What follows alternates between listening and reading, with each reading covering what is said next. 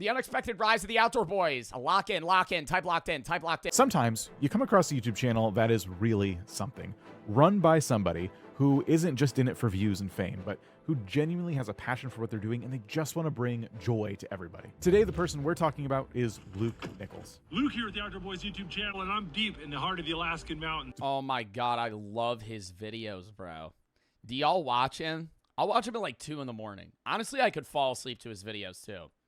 Oh, Luke here from the Outdoor Boys. Today we're in the Alaskan wilderness, and I'm going to be surviving off of the land for the next 3 days. Depending on the types of content you watch on YouTube, you may have heard of him, but Luke is a family man, a lawyer, a missionary, a survival expert, a DUI lawyer. Well, I'm almost done with my which is like, you wouldn't expect that from Luke from the Outdoor Boys. Shelter, but it looks like my camping buddy's taking a little nap. And now one of the most watched creators on all of YouTube. With the help of his wife and his boys, Luke has built one of the fastest growing channels on the entire platform. In February 2024 alone, his channel pulled in 100 million views. And yes, that is in one single month. This makes the Outdoor Boys one of the most viewed channels on YouTube. The channel offers a few different types of content, from heartwarming family adventures to exciting survival challenges. And now I think that he has a family channel aspect, and he also has an individual, hunting aspect himself, which brings in more of an audience. I'm not dissing his family by any means. I like his solo shit more. It's more hardcore. He pushes himself more. He'll go to more dangerous places. It's not just oh, I'm going ice fishing with my son, right? He goes I'm going to go into the middle of nowhere and see how hard it is to fucking build a tent and make a fire. Those are more interesting. I'll still watch both, but I think a lot of people like his solo content more. Now, Luke's videos have reached millions of people across the world. But how has an average family man from Alaska managed to build one of the largest outdoor channels on YouTube? Well, to understand the inspiring and wholesome rise of the Outdoor Boys, we need to start back at the beginning. Luke Nichols was born in Anchorage, Alaska. He basically grew up in the Alaskan wilderness, and his father and his grandfather were the ones who sparked this joy of... Dude, it's so weird that people just live in Alaska. Do any of you guys live in Alaska? I know half of y'all are going to lie and say yes, but isn't that just crazy? And they're U.S. citizens. So far away. It feels different than Hawaii, because Hawaii is an island, whereas Alaska's just in the middle of northern Canada. Fishing and survival in him. On his 19th birthday, he made the bold decision to leave his hometown and move to Japan as a missionary. He spent the next 2 years in Japan learning the language and the culture. After returning back to the US, Luke attended BYU, where he would meet his wife, Rebecca. And things were Is he a Mormon? going well, but Luke did run into some serious problems. After leaving college, he started a political consulting business that he would eventually... He's a Mormon and a DUI lawyer. That's a combo I would have not expected. Have to shut down. On top of this, Luke and Rebecca wanted to start a family, but they were having their struggles. It was at this point they both decided it was time to move out of the city into a new home in Virginia, and no sooner did they do that, were they able to begin their family, and Rebecca became pregnant with their first son, Tommy. After Luke had to close down his consulting business, he decided to go study law at George Mason University. Hi, I'm Luke Nichols with the law firm of Nichols & Green. I love seeing these clips of him. He's like, oh, you can have your defense. If you've been pulled over for drunk driving, just know that there are ways out of it. For one, you could, drive away. Number two, just stall them until you're not drunk anymore. And I'm going to talk to you about beating Virginia's speeding tickets. He ended up starting a traffic law practice to help support his family. And although this practice was going very well, Luke kind of had the itch for a bit more. And I think you see where this is going, because in 2013, Luke certainly realized that there were a lot of people that were beginning to make money off of a website called YouTube. And it was at this moment Luke decided, why not? And started his very own YouTube channel called Catfish and Carp in 2013, while still running his law practice. Luke was now a dad. He was running a successful law practice, and despite having only a little bit of time, he used that He's so much thinner now. free time to make fishing videos and put them on YouTube. If you look back at this early content, you can really start to see the commitment and hard work Luke was putting into this channel, despite it being something he was just doing in his free time. And Luke's hard work actually paid off pretty quick. His early videos started to gain traction, and some of them even got over 1 million views. And in 2018, after only a Dude, it's just interesting to watch people do shit in the wilderness. It's just fun. Watching somebody fish and camp and shit. few years of posting on YouTube, Luke and his family hit a major milestone. The channel continued. Oh, the OG plaque. Those look so much better. I wish they kept them like that. He did hit a bit of a roadblock.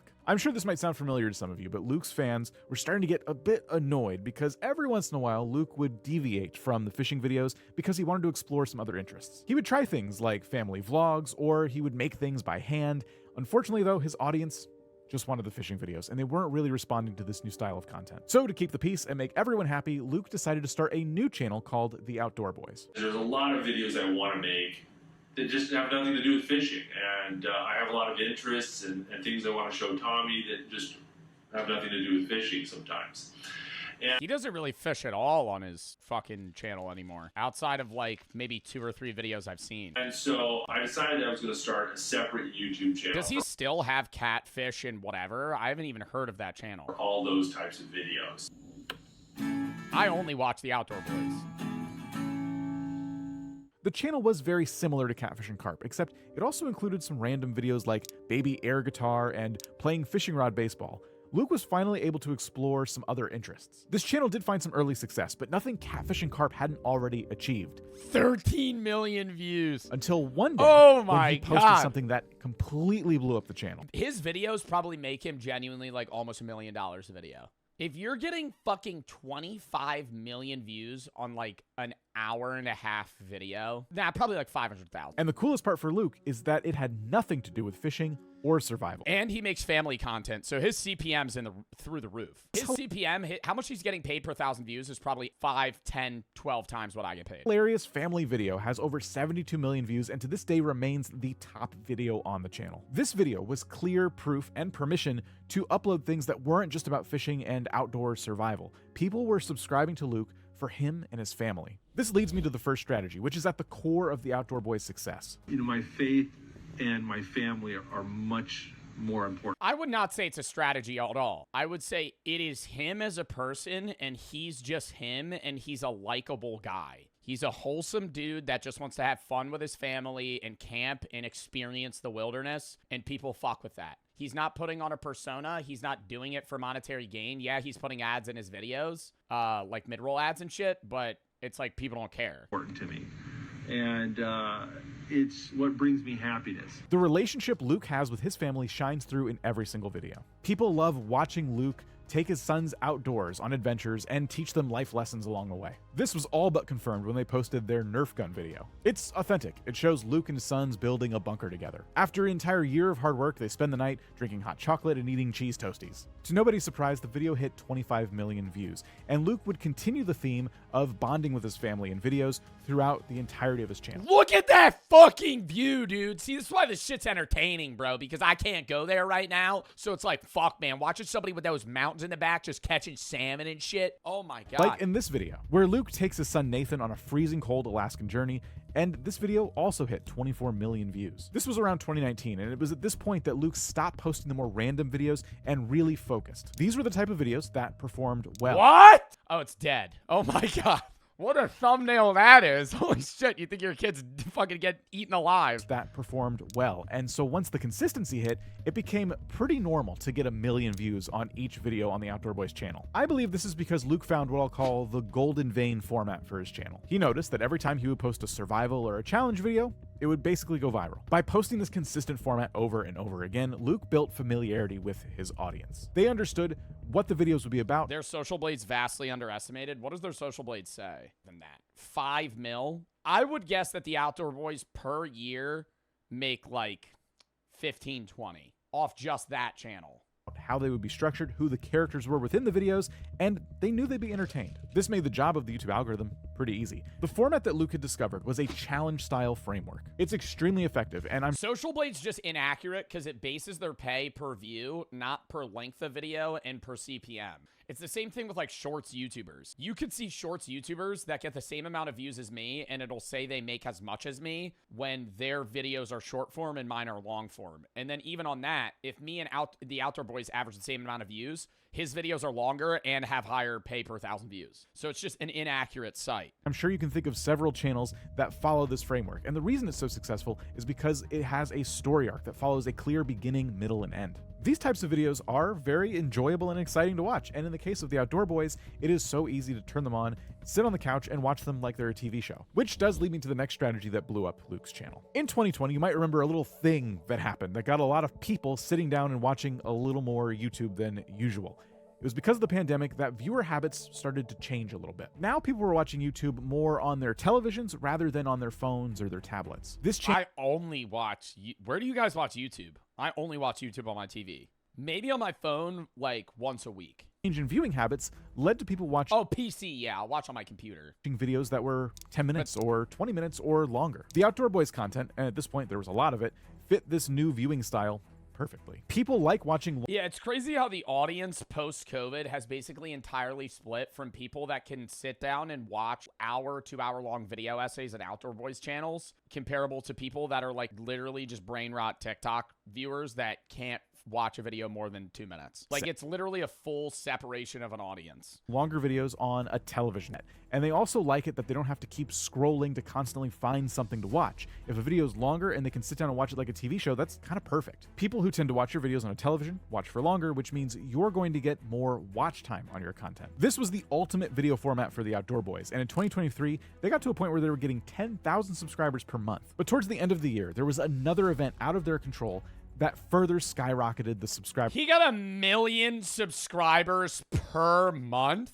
Growth on the Outdoor Boys channel. It was in December when this weird new trend started to occur over on TikTok. Random people started making edits of Luke's content using the hashtag Outdoor Boys. Within 7 days, the hashtag had over 1,000 videos posted. Oh, and then people just started flocking to his YouTube. And was viewed more than 43 million times. This brought a whole new wave of people to the Outdoor Boys channel, and of course, they subscribed. This gave the YouTube algorithm a lot more to work with, and so now it had even more people to start recommending the channel to. And while that random event is kind of cool, there is a core strategy, something Luke did have control of, that he's been implementing across the Outdoor Boys channel the entire time. If you're looking for the biggest takeaway from this video, here it is. Luke's strategy was plain old hard work and consistency. Luke had been posting... I think there is such a slot. There already might be a YouTuber that fills this, but somebody that doesn't have a family that has the same vibe as Luke that will because he mainly stays in Alaska and he does a lot of shit in Alaska. And yeah, there's a lot of stuff in Alaska, but there already might be a YouTuber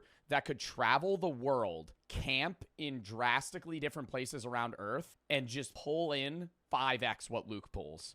I'm talking you could get Mr. Beast numbers. It's not Ryan Trahan. Ryan Trahan makes like Airbnb reviews. He's a great YouTuber, but I'm saying there could be people that do what Luke does, but just in like, hey, I'm in the middle of Mongolia today for fucking a week, and I'm going to see if I can survive here. He does that, but infrequently, because, you know, he's a fucking family. He's got to posting a new video every week for almost 10 years, all while managing a law firm, 2 YouTube channels, and finding time to spend with his family along the way. Luke's success stems... What is that? Oh my God. What fucking fish is that? That's a sturgeon? How much does that weigh? Luke's success stems from a relentless attitude to basically never give up. He and his family did have their challenges along the way, but that never stopped him from uploading. In February 2024, when the channel hit 100 million views, that made it the most viewed channel in a month on YouTube. At the time of recording this video, the Outdoor Boys channel has 8.78 million subscribers with no signs of slowing down. So shout out to Luke, Rebecca, and the boys. I, for one, cannot wait to see where this channel goes in the future. And if you enjoyed this... And you know what's wild, too? That's some fucking lifelong family business shit he could pass down. If he trains his son to do it, when he's done, his son can just take over the channel and just do the same fucking thing. But then, oh my God, I'm making a fucking 10-year prediction down the line. His son's gonna be the next Luke, his oldest son. They could be like a pack of, especially if they all do it together, the 3 boys. They all make the videos together, and they just fucking travel the world and camp in random fucking places together. Compile that shit together, hire an editor for the love of fucking God. And then now you have movie-level production camping content that's like matching Bear Grylls. No, it's just like interesting content, and their personality's just great. I'm curious to see if his son, you know, like rides that through. Okay, hold on. Okay, now we gotta lock in. We're done with reacts. I really gotta lock in.